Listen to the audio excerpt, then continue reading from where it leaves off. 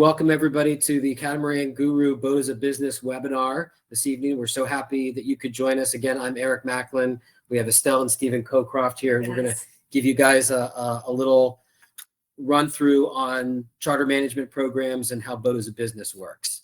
So we're going to start off just with a little introduction about the Catamaran Gurus, and I'll let you guys kind of explain how you started this and where we're at today. Well, we've been in this business quite a long time now, longer than I was quite surprised to discover how long, to be honest with you. But we've been cruisers much longer than we've been in the business. So we kind of know the ins and the outs. We've made all these mistakes, so we thought we would give people the benefit of our making all our mistakes and learning from us. The Catamaran Guru started about 19 years ago. I think next year is going to be our 20th anniversary. Started as a help place for people on catamarans. We sailed away from South Africa in 1992. Estella's now lived on boats longer than she's lived on the land, so she's got a few scales on her. But yeah, so the business has grown. We've met many friends, and we've evolved into a place where people can come for advice. We grow a community to help people, and I think social media is a great medium to help people and educate people, because nobody knows everything when they start, and probably nobody knows anything when they end either. But we try and give as much information as we can. We're happy to share everything we know so that people can have a great experience, with yacht ownership. So we just want to before we start. I just want to explain to everybody that this is a very informal seminar. We want people to be back and forth with this. We're going to give you some of our experience. Eric has set up a nice seminar here, but in the meantime, you can ask questions. There is a chat. Ask the questions, and we would be happy to answer the questions afterwards.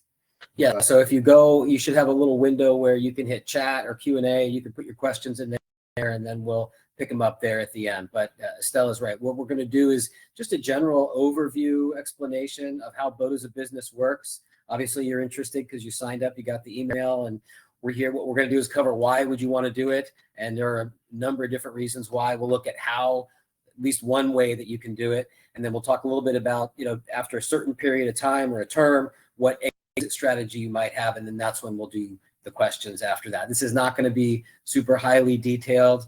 We can provide support information afterwards, specifically designed to your individual situation. There's a lot of variance between the different types of boats and sizes of boats and locations and different programs.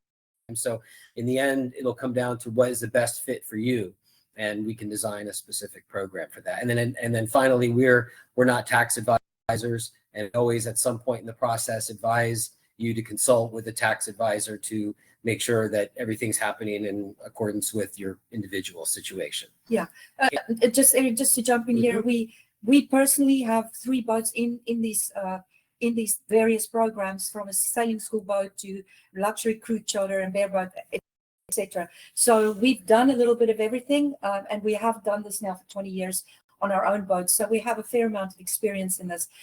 So like Eric says, everybody is an individual in this business. So it's better that we consult with you one-on-one. I think Eric should take it away. Eric has prepared the preparation. We're here to back Eric up today, and we'll be answering all the questions. So you now have 3 of us that can answer questions. Very good. So, why would you want to get involved in boating as a business, right? I mean, boats themselves, if you've ever owned one privately, or if you've chartered one, you know that it's a lot of fun, and it's a great way to spend time with friends and family in a healthy environment out on the water, lots of adventures and different places to see. But of course, it's a discretionary purchase, right? Nobody needs a yacht or a boat or a catamaran or anything like that. And in many cases, what people find, especially in private ownership situations, is that they don't always have the amount of time that they would like to have to enjoy it. And so because it's relatively expensive, sometimes it becomes difficult to justify the expense of owning the boat for the amount of time that you actually end up using it. And as an example, here we've set up a little table for just to kind of illustrate what the expense potentially could look like for a newer catamaran, a Bali 4.6, give or take, sells for about $1 million or so. Just to run you through the basic numbers, dockage, depending on where you are, could cost $1,200 a month. In some places that's cheap. In some places it's expensive. You're going to have to insure the boat. You have annual maintenance. You've got to pay, assuming that you finance the boat, you've got a mortgage. And then, your annual total is going to be, to own that boat, about $123,000 a year, which breaks down to about $10,000 a month for a private ownership situation, right? So in the end, that may not be, for the amount of times that the boat gets used, a good value. And so most people can't justify it. And you can scale this up or scale it down depending on the type of boat or where it is or anything like that. So, and again, it's just an overview. So, then we get into, why would you do a boat as a business instead of private ownership? Well, number one reason is, as you just saw in that equation, sometimes the number of times that you use the boat doesn't balance out with the actual expense. So when you get involved in boat as a business, there are several benefits to that. Number one, you're not just boating in your local area, which could be a terrific place to be, but you're there all the time. So it does allow you to get out into different types of destinations. Also, of course, the business side of it is that because the boat will be available for rental, and we'll explain how that works, it does generate revenue to help offset some of those expenses. Of course, you'll be partnered with a charter operator who will maintain the boat to professional standards. And it's also a fun business activity. I mean, having been in the boat business for quite a while now, people ask me sometimes, what's it like? It must be a lot of fun. And it is.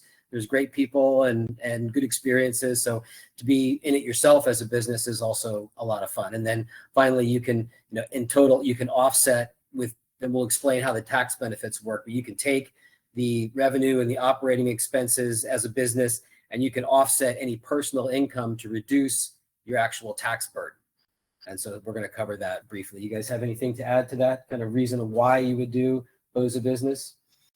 Well, if you look at the cost of private ownership at $10,000 a month, if you took a boat and put it into management and you just ran it as a cash neutral proposition, that's already $120,000 turnaround in costs, because obviously the boat will be paying the mortgage, will be paying the insurance, maintenance, haul out, etc. So there's $120,000 of turnaround in cost. If you're able to take the available programs like Section 179 or bonus depreciation, that now you have so now you're actually into positive territory.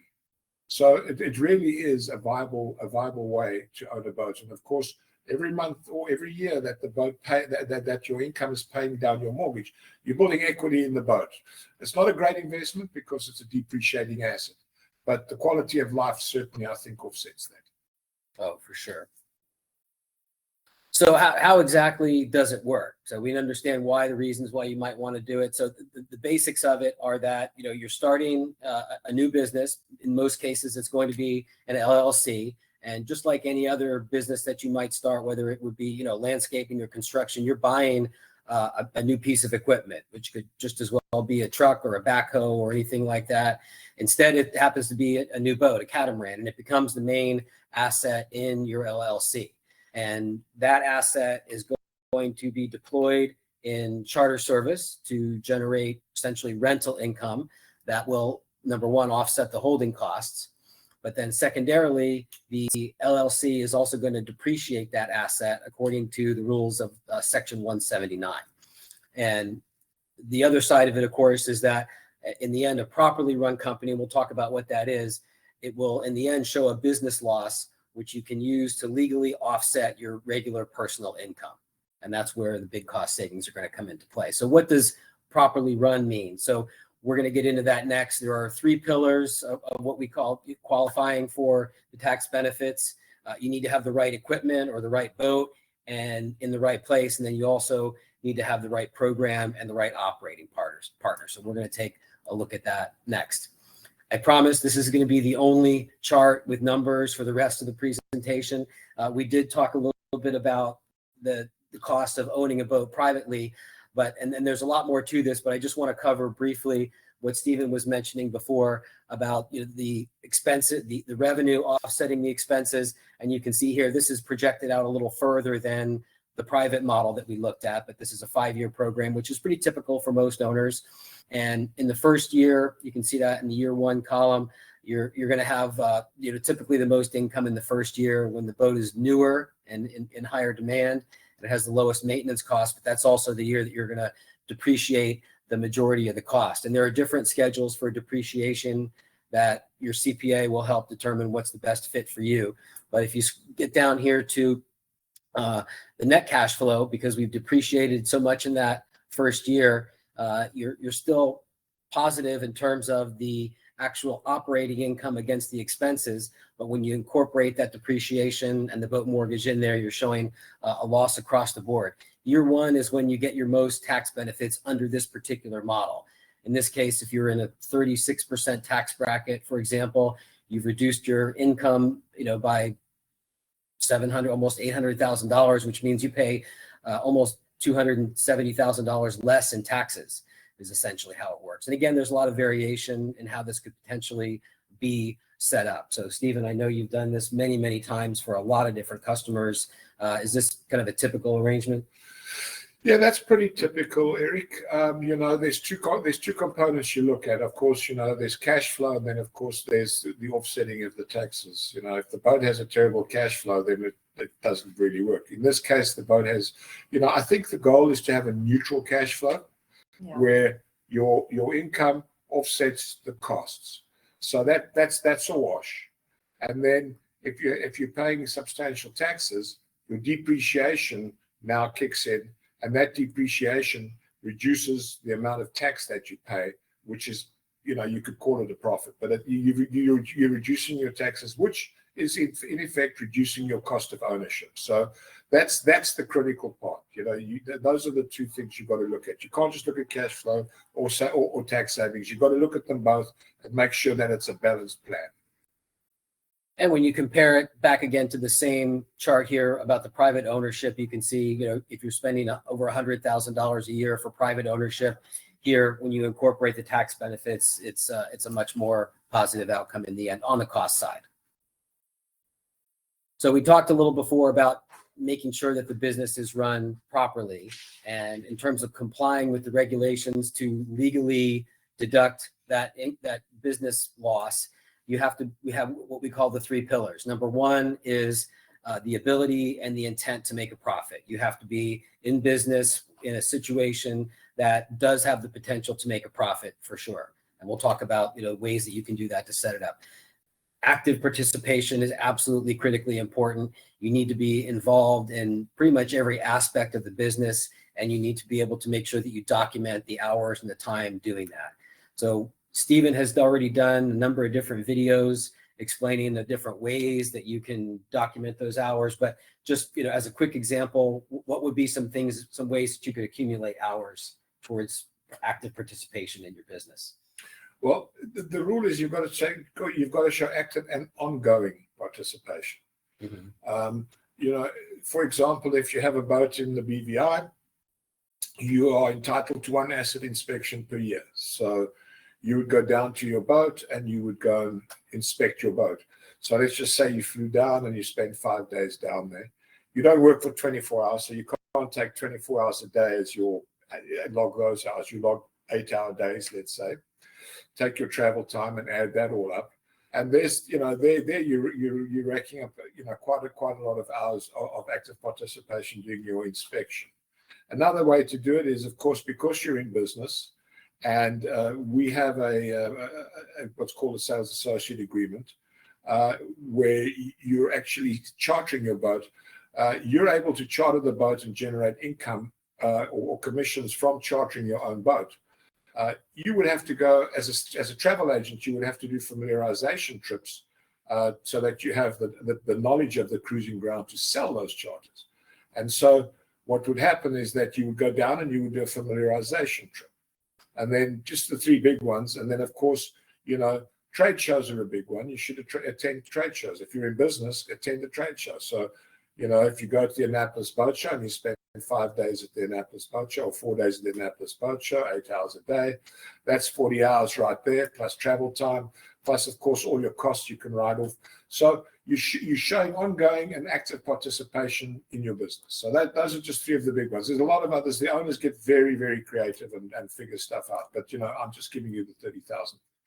And you can watch those videos. We can get a link sent to you so you can see all the details and use your creativity. So, however, the one thing that you want to make sure not to do if you're trying to qualify for the tax benefits is not design a business that doesn't have the potential and ability to earn a profit. You can't set it up as intentionally a limited charter situation and then not maintain the boat or not charter it out. That's a pitfall that could get you in serious trouble down the road. So we've seen a few businesses or a few owners who set up their business in New England. Well, it's very hard to make a proper business up in New England because the season is so short. So there's no ability. Yeah. So the other thing you must remember that, what's happened is that a lot of these finance companies will only finance, or they give you a better rate if you do limited charter. Limited charter is probably or commonly 10 weeks, so 70 days a year. Now you can't make a profit if you're only chartering 70 days a year, but if you enter into a limited charter agreement with the bank, basically what you're doing is you're opening yourself up to hobby loss, because now you potentially are in the passive area. And, a hobby loss is a thread that will always be picked at by any IRS inspector to see whether you're running a hobby to show a loss to save taxes. So you just got to be smart about it and, follow the rules. Don't try and skirt the rules. Yeah. All right. So we've got the 3 pillars now. And the next stage, of course, is making sure that the boat is set up to make a profit, is making sure that you have the right equipment. And you want to be appealing to people that are interested in doing some charters. You've got to compete in an environment where there's a lot of choice. You want to make sure that you have a boat that's got adequate deck space. People like to go on charter vacations to lounge and have a good time and enjoy the environment and be on a comfortable boat. So you have to have the right cabin configurations as well.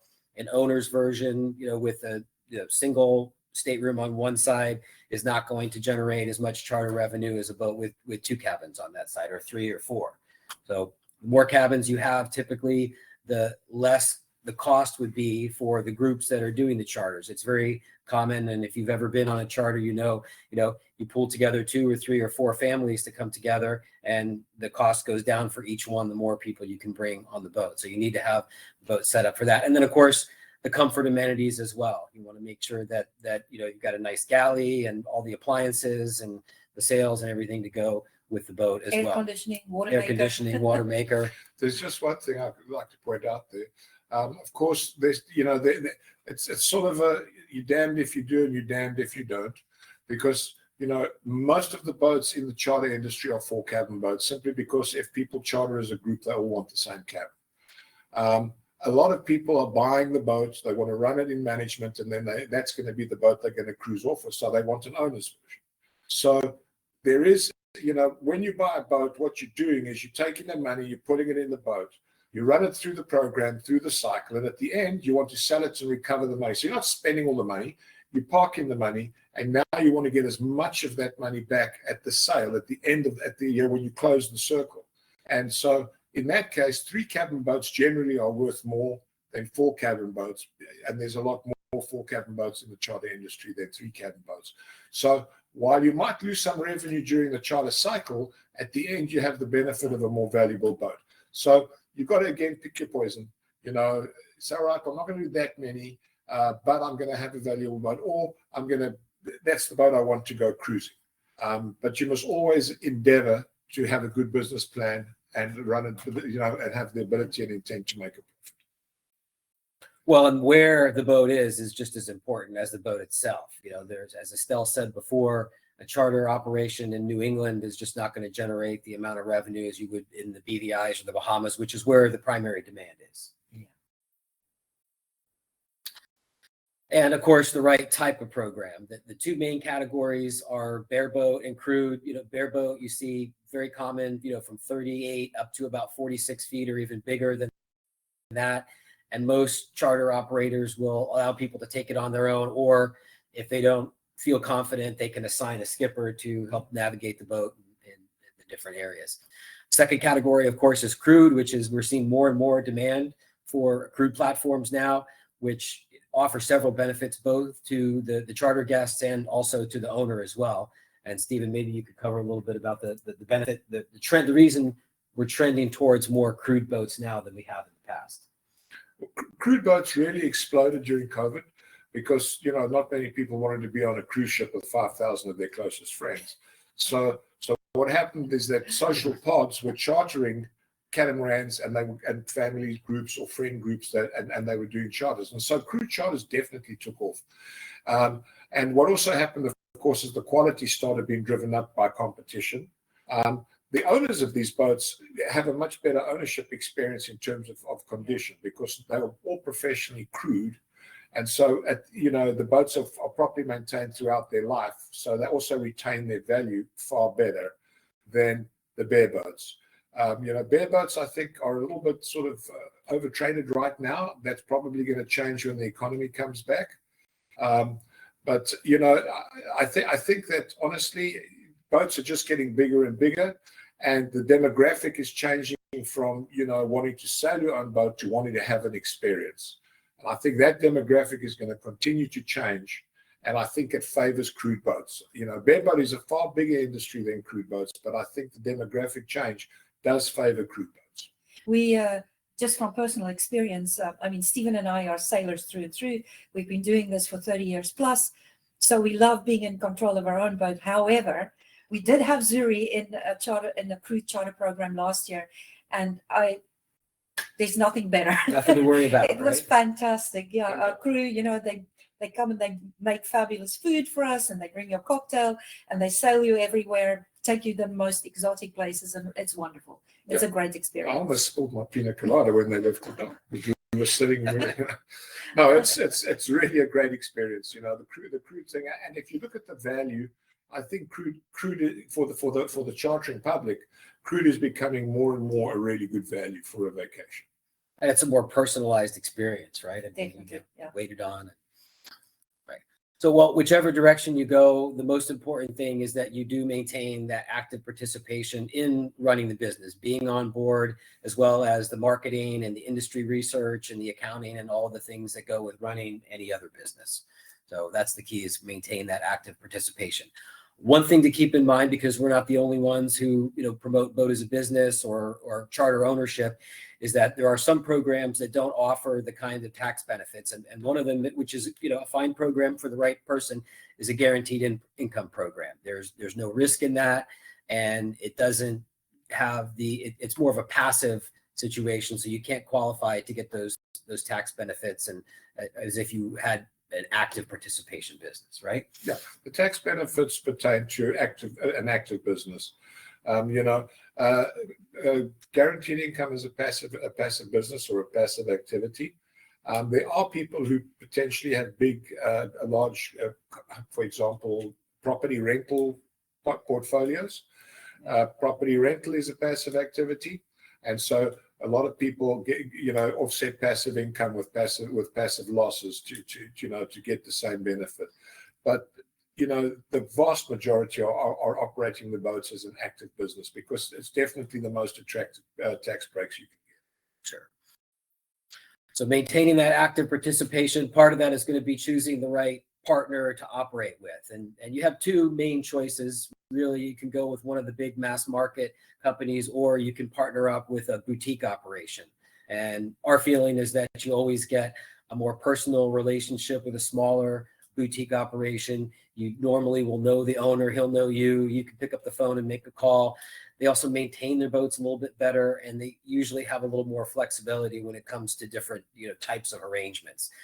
We do work with a few boutique charter companies, and you know, our customers are all very happy with the situation. But it's important that you choose the right one. You know, there are a lot out there. And sorry, go ahead. The feed died.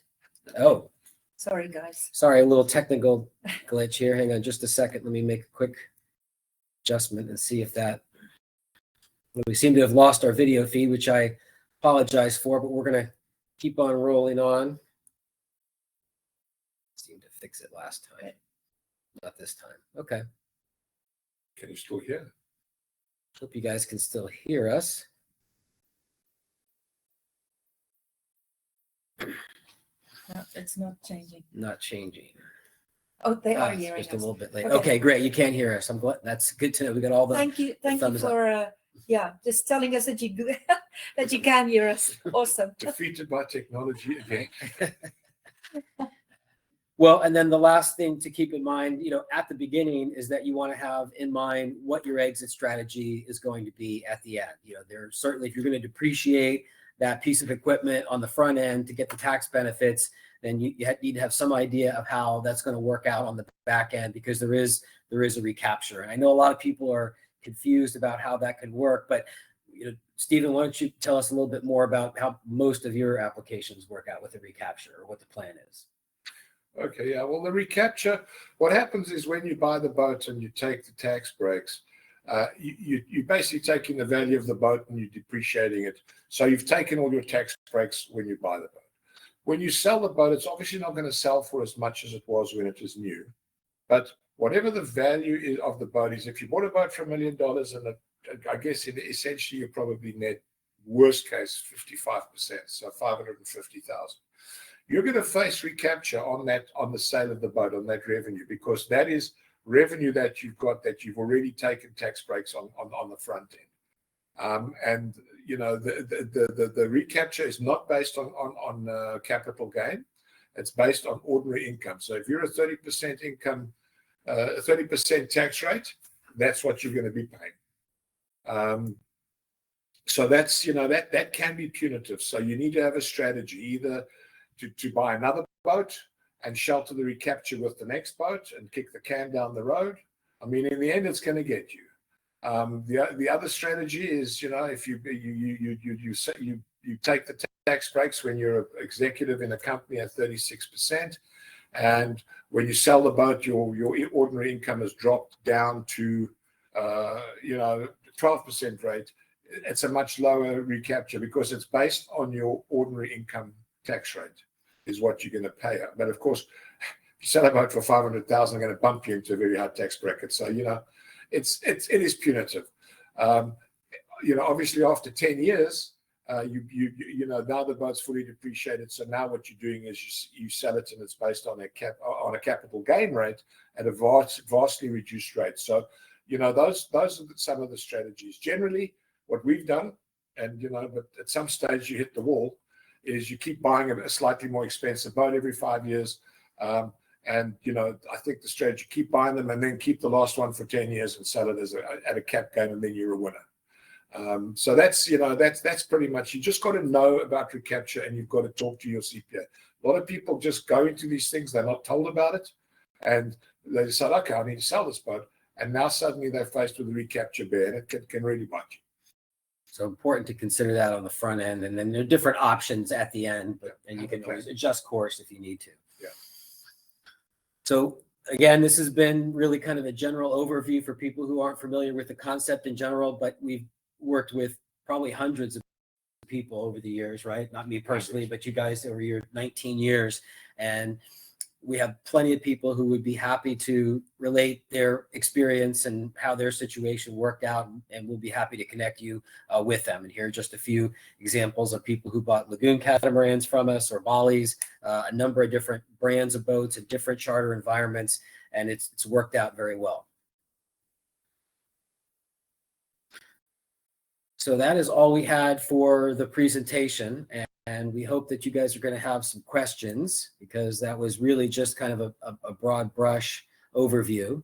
And just looking to see, the first question here is, let's see, from one of our team. How many hours a year for a bareboat qualifies for active participation? I assume that means from the owner. I know the answer, yeah. So the rule, if you're a bareboat, basically what you need, the rule is that you have to, there's 7 rules.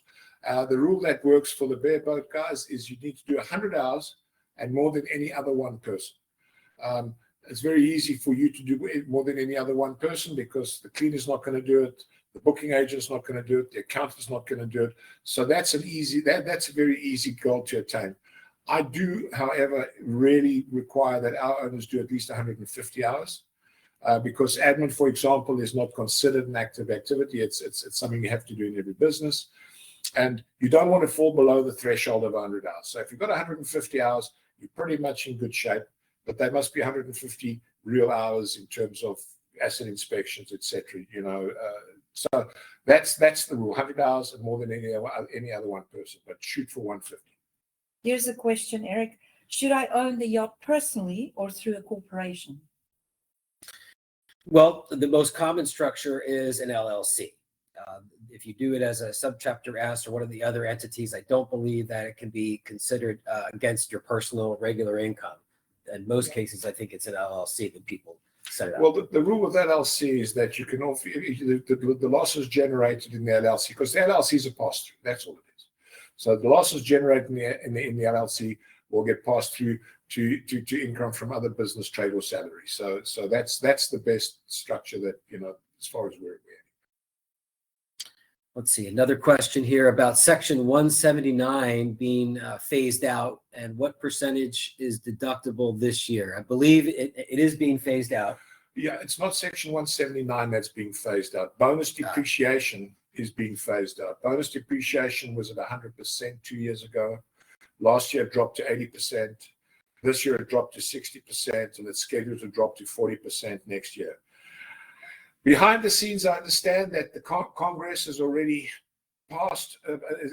put in motion a change to move it back to 100%, and it will be retroactive. It's sitting in Congress, but it has not passed. I don't know, they couldn't come to terms. We were hoping it was going to happen this year. It's potentially going to happen next year. But if it doesn't, it drops to 40%. I recommend everybody, if you want to see what your deduction is going to be, if it's $1 million boat or $2 million boat, go to section179.org.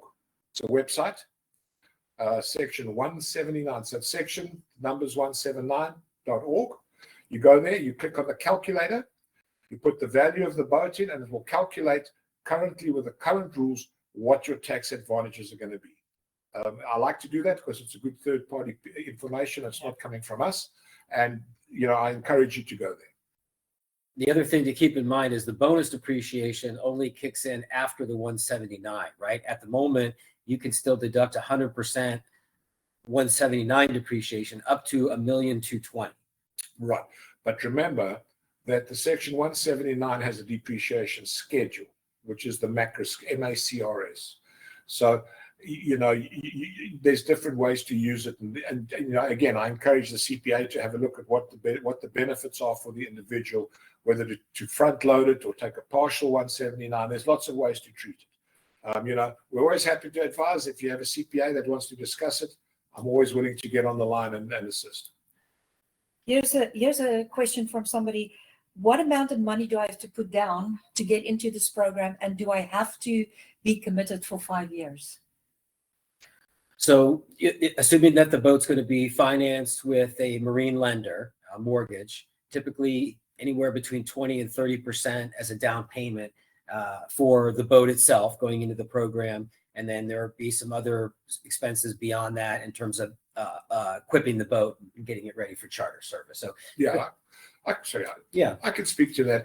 The market trends have gone to requiring 30% down payment. Interest rates are, went up pretty high. They're down in the 7s now, I believe.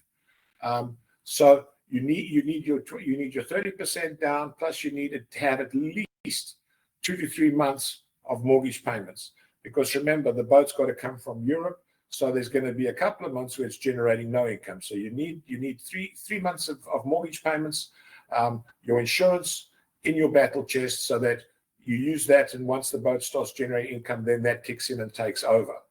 However, we have managed to negotiate with certain lenders a 20% down payment, and if the boats are going into our partner charter fleets, which we have a couple of where we've managed to get preferential rates, we generally can get about 1 point below market with 20% down into our partner charter companies. So if you're interested in that, you can chat to us.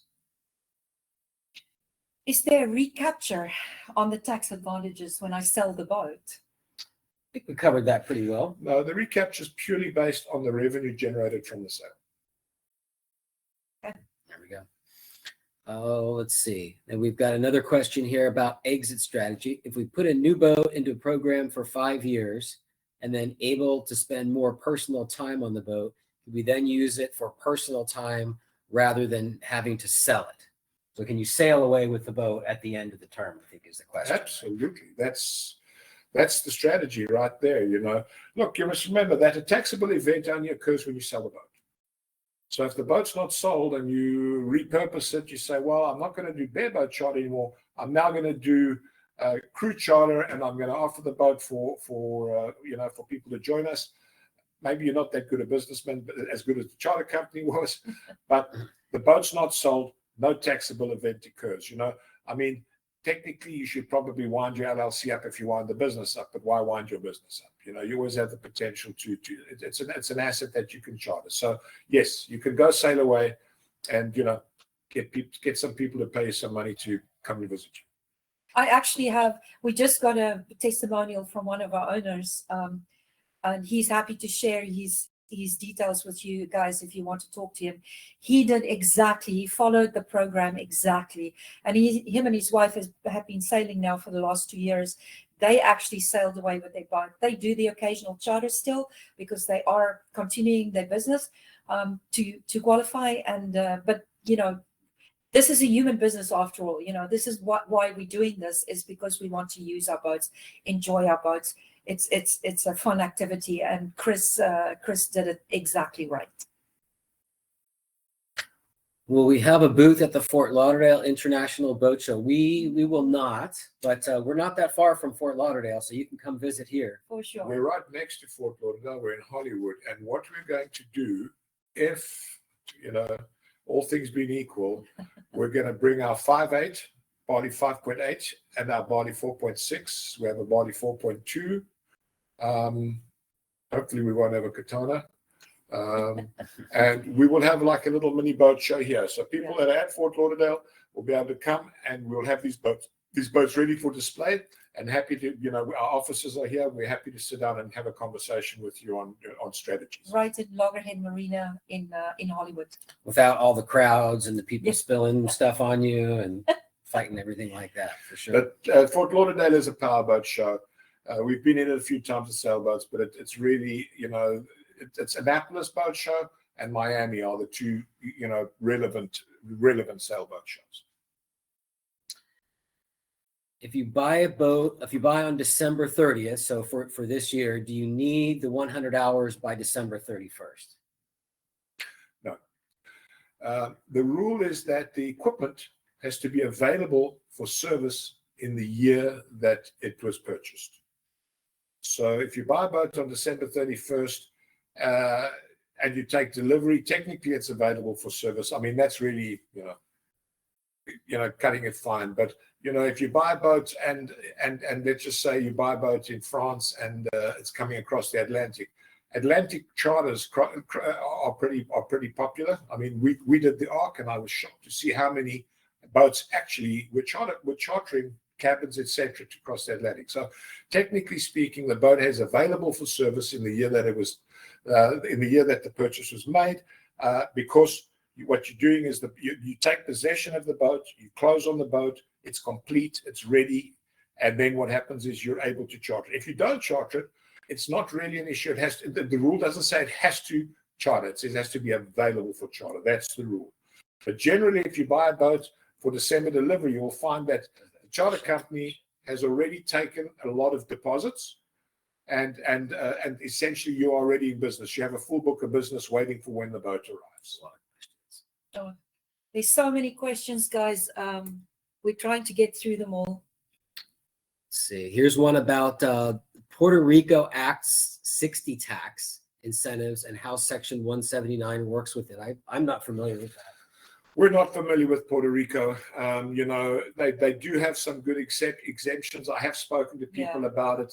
It's not a popular destination to run a business. I mean, there is a very good charter company there called Charter Carib.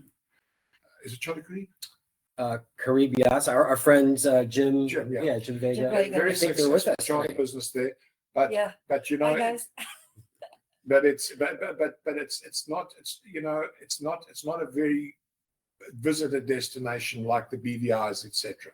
But it can work. But those rules, you'd have to talk to either Charter Carib or Atlas Yachts. Right, that's right. Talk to them, or we could get a Puerto Rico expert. But there are a few different rules there. In fact, for example, here's another example. You have to pay federal import tax for a boat that's operating in Puerto Rico. In the BVI in St. Thomas is exempt, and the BVI there is no importation tax. So there are different rules for the different locations, and we're not experts on all of them.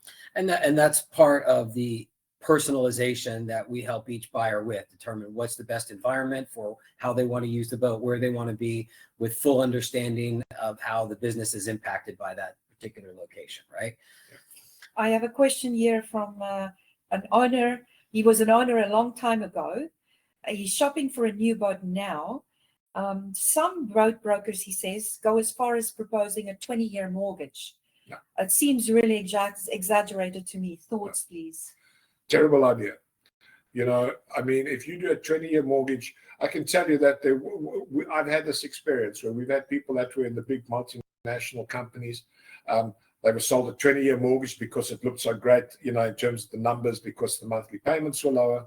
And when it came time to get rid of the boat, basically these boats were underwater. The interest rates ate them alive,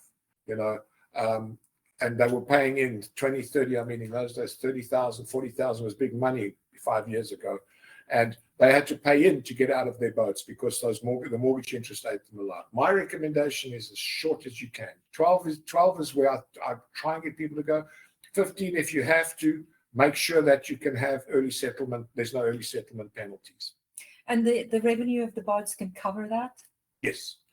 Yes. I mean, I can show the numbers. I'm happy to discuss the numbers. I mean, 15 years for sure. 12 years if we can put it in a good program. And then, because look, if you're doing a 12-year amortization, what's happening is you're paying it down, and so the equity in the boat is growing. I mean, the object of the exercise is when you get out, if you can still stay cash neutral with your exit strategy, what the boat's worth and what's owed to the bank, well, then you're a winner because all your tax breaks are your profit. And in the meantime, you've had use of the boat and the expenses have been covered. Yeah, and no one can determine what that value is. So it's kind of not really, it's very difficult to try and tax that because no one knows what the value is. Let's see. All right. Does it make sense to purchase an existing boat with a following versus a new boat if the costs are the same? People do that. Yeah, look, a used boat qualifies for tax breaks. A couple of years back, the rule was that the equipment had to be, you had to buy a boat and you were the first title holder, which was IRS speak for new. Today, the rule is that it has to be new to you. So you can buy a used boat. I think it's a great idea if you can find a boat. If it's the same price as a new boat, I think that's kind of cutting it fine because remember, when you buy a used boat, you don't have warranties, etc. And there's a lot of competition in this industry, So if you buy a boat that's 3 years old, you've probably got about 2 or 3 good years before the charter guests are going to start looking at. The US market is very age centric. So here's a boat that's 8 years old, and here's a boat that's 3 years old. Prices are pretty close. The market psyche is, well, I'll tell you what, let's take the 3-year-old boat.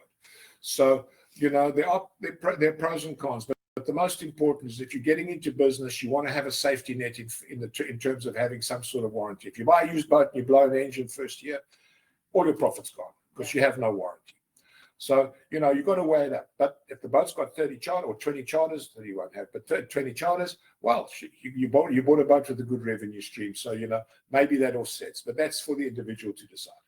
Actually, guys, this is just to go away from this just a little bit. New boats is at the most attractive prices now. And Eric, you can speak to that, right? Oh, for sure. It's been an interesting journey these last few years since the pandemic, where we started out with a shortage of boats and then the shortage of the supplies and equipment and components, and people wanted boats. And now we've kind of worked through that, and we find ourselves in a situation where the manufacturers have kind of overshot the mark in terms of the market demand. The demand level normalized, and now the production has been ramped up, and there's a situation where there's a surplus of new boats that are available. And the prices, we have just seen it literally in this last week. Bali, which we're obviously a dealer for, they've lowered their prices on their new boats anywhere from 3 to 8% to try to keep those production lines running. And also they've got boats that are either finished or nearly finished parked in their parking lots. And so there's never been a better time to buy a new boat than right now. And that's pretty much across all brands: Leopard, Lagoon, Fountain. Everyone's sitting on inventory for sure. And obviously these prices, I mean, if you're a manufacturer and you've got an inventory boat, you want to turn it into cash. You're not a boat storer or a boat hoarder. You want to sell the boats. And so there are deals now that have probably never been seen in my experience. You just got to have the right people negotiating for you, and you can get a very, very good deal. The other thing, of course, is that the used boats are not going down as fast as the price cutting on the new boats. So that gap is starting to become very short. So we're finding people that were looking at used boats. A good example is, I'm not going to mention brands, but there was a good example. There's a boat that's on the market for $1 million. It's got, I think, 12 or 14 charters versus a brand new boat. The brand new boat is 1.1. So the delta is $100,000. The difference is that it's 3 years younger, and it has full warranty on the boat. So that's the trade-off you have to make. And if you've chosen your partner wisely, they will fill the boat and you will get the business. So that's the trade-off that you got to look at. And again, every case is different. All right, let's see. Here's a great question about insurance. Is there any special insurance I would need to protect myself if an issue comes up on the boat while in charter? No, there's no. There's charter insurance generally is a little higher than what you would pay for private use. I think what they're talking about is business interruption insurance, and we've tried this for years, but there is no insurance if the boat gets damaged and it can't charter for 3 months. That's lost revenue to the owner. There's really no viable business interruption insurance available that I'm aware of. All right, let's see here. All right, here's a great question. I'm a numbers guy. Do you have spreadsheet with all the calculations, P&L, et cetera, that you can share? Absolutely, we certainly do. And we do customize them for individual situations. So I'm not sure who this is from. I don't see a name with it, but please connect with either Stephen, myself, or if it was a broker that invited you, let's get some basic information on what your objectives are, what size range you're in, and we'll put something together for you very quickly. All right, there's the one that, let's say, looks like Stephen answered. Oh, here's another question from someone. You have to make a profit 3 out of 5 years to avoid hobby loss rules. No, not true. The hobby loss rule, hobby loss has really become less and less relevant because we are really running these boats as a business. But the hobby loss rule is that if you make a profit 3 out of 5 years, you cannot be assessed for hobby loss. But you can make a loss 10 years straight if you're slaving away and you have ability and intent to make a profit and you're actively involved and you are really trying to make a business out of it. So the 3 out of 5 is, in other words, if you don't make a profit 3 out of 5 years, you're not going to get executed. That's a guaranteed way. Yeah. Right. Sure. All right. Here's a little longer question. Is a boat going to also be subject to unrealized gains as well under a certain candidate on top of this 40% only depreciation? I'm going to the ball. Can it be seen as a gain in one area and as a loss in the other, or is this a question for a marine CPA? I think I have the answer. If we forget about all the manipulations we do, it's an absolute fact that a boat is a depreciating asset. So I don't think that you can be hit with unrealized capital gains because you own a depreciating asset. If anything, you're going to get a tax break. Pretty straightforward then. How long do you need to do the charter program before you could sail away? I recommend 3 years minimum, so that you actually have a track record and you have P&Ls and you have books, etc. And then when you sail away, you continue to dabble in it so that you're not out of business and you don't close your business. How does the sales process work with Catamaran Guru in the Boat as a Business program from start to finish? So that's a great question. Well, it can start right here. Now that we've given you kind of a general overview of how it works, and the rest of the process is really finding what is your niche. And that's what our team does. We can, whether it's new or used, we look at your situation and what your objectives are and where you want to be and what you want to be in. And then you just talk to our brokers and we put together a customized program for you. Select a boat. We will probably suggest that you consult with a CPA. And then we find a charter operator that you like and a place that you want to be. And we order the boat and we bring it in and you enjoy the boat from there. There's certainly, this is not for everybody. I just want to be quite clear upfront. This is not a program for everybody. So we really, it's good to have a chat with you and find out what your situation is, what your goals are, where you want to go with this before we put a plan together and say, okay, yeah, well, this is a good fit for you. Yeah, look, I think that question is also asking whether we're a consultant versus, we don't charge. There is no fee for Catamaran Guru services. Generally, when we're selling boats, there's dealer commissions, there's brokerage commissions, and that's all baked into the cake. So there's no additional cost to work with us, and in a lot of cases, we probably save you money.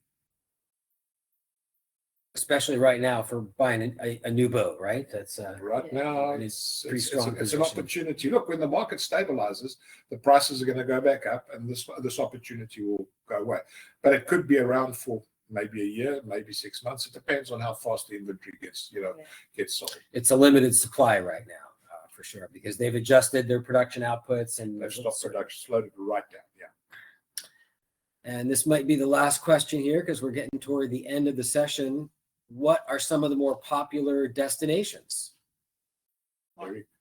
Yeah, for sure. I mean, Scrub Island, BVI's is a very popular destination. Beautiful down there. Many places in the Bahamas. We work with Cruise Abaco. They've got a beautiful base there, and you can cruise the Bahamas. Lots of different areas to get to. Those are the two main areas I think that are accessible easily from the U.S. Yeah, I also think that the Grenadines are great. Antigua has great anchorages. The island chain is great. So that those are good. We just partnered up with somebody from Canouan, right? Canouan, yeah. Yeah. Well, that unfortunately had a bit of a hurricane incident. Yeah, but I think it's coming back again. So it'll come back. I mean, they always do. It's part of life. Yeah.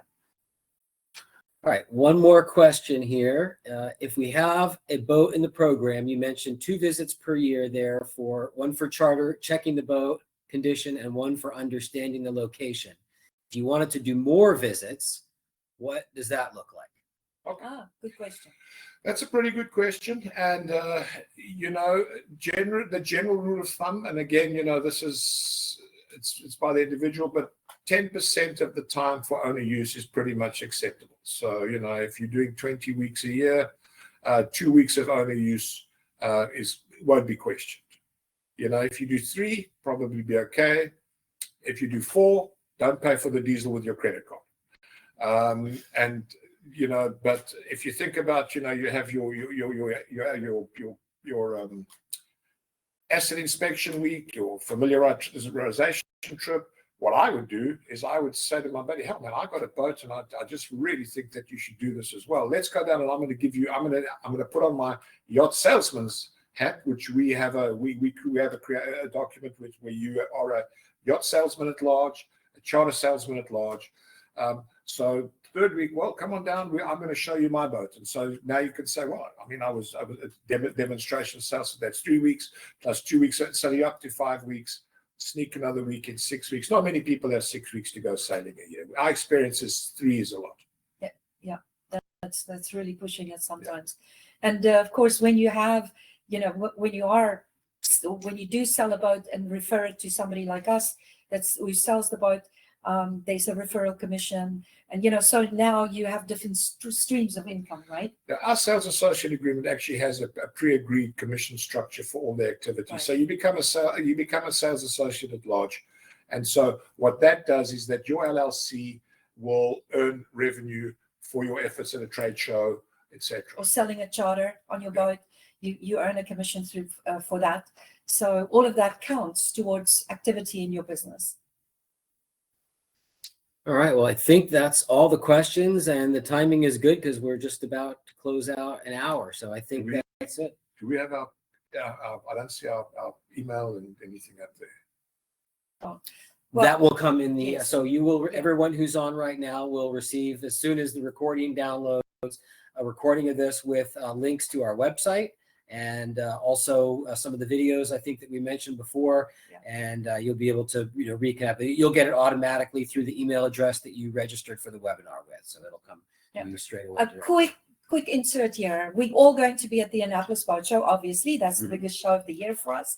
And we will, I hope all of you come and visit us if you are there, because we will be unveiling our personal boat, our Bali 58.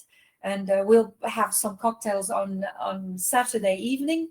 And we're going to christen our new boat. So we'd love to see all of you there if you're there. Otherwise, please email us or call us up anytime you want. And we'd be happy to answer any questions you have. All right. Well, that was great. Thank you, guys. Yep. Thank you for joining. Thank you so much all for Thank joining you us. for joining. Take care.